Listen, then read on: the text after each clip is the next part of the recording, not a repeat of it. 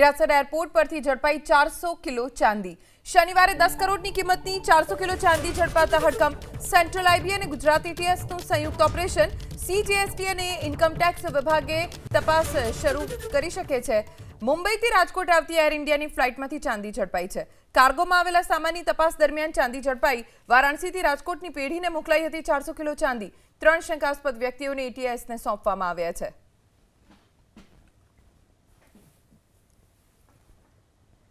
વધુ જાણકારી અમારા સંવાદદાતા પરાક્રમસિંહ જાડેજા પાસેથી પ્રાપ્ત કરીશું। પરાક્રમ, 400 કિલો ચાંદી ક્યાંથી ક્યાં મોકલાવવામાં આવી રહી હતી અને કોણ લઈને આવ્યું? ચોક્કસ એક મોટા સમાચાર કહી શકાય। જે રાજકોટનું ચાંદી બજાર એ સૌથી મોટું ચાંદી બજાર છે। હિરાસર એરપોર્ટ છે ત્યાં શંકાસ્પદ ગઈકાલે રાત્રે ચાંદીનો મોટા પ્રમાણમાં જથ્થો પકડાયો છે। 10 કરોડ રૂપિયાનો ચાંદીનો જથ્થો, જે 400 કિલો જેટલો ચાંદીનો જથ્થો પકડાયો હતો શનિવારના રોજ। સેન્ટ્રલ આઈબીને જે બાતમી મળી હતી, બાતમીના આધારે સેન્ટ્રલ આઈબીના અધિકારીઓ, ગુજરાત એટીએસના અધિકારીઓ છે, તેમના દ્વારા સંયુક્ત ઓપરેશન પાર પાડી અને 400 કિલો જેટલો શંકાસ્પદ ચાંદીનો જથ્થો પકડી પાડવામાં આવ્યો છે।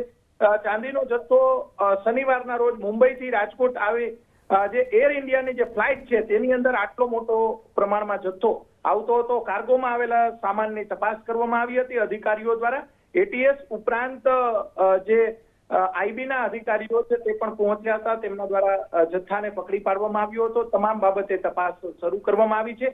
ચાંદીનો જથ્થો, જે પેઢીનું બિલ અને જે ત્યાંની પેઢીનું બિલ અને અહીંયાના જે મંગાવનાર વેપારી છે તેમની પણ પૂછપરછ હાથ ધરવામાં આવી છે। આ તમામ જે માહિતી છે તે સૂત્રો તરફથી મળી રહી છે। ઓફિશિયલ હજી સુધી આઈબી અથવા તો જે જીએસટી કે અન્ય જે અધિકારીઓ છે તેમના તરફથી કોઈ ઓફિશિયલ માહિતી હજી સુધી મળી નથી। સમગ્ર મામલાને લઈને જે અલગ અલગ વિભાગો છે, ઇન્કમ ટેક્સ વિભાગ ઉપરાંત જે જીએસટી વિભાગના અધિકારીઓ, આઈબીના અધિકારીઓ અને એટીએસના અધિકારીઓ, આ સંયુક્ત બાબતે તેમના દ્વારા તપાસ શરૂ કરવામાં આવી છે। આ છેલ્લા 6 મહિનામાં બીજી વખત શંકાસ્પદ મોટા પ્રમાણમાં 400 કિલો જથ્થો ઝડપી પાડવામાં આવ્યો છે। જી।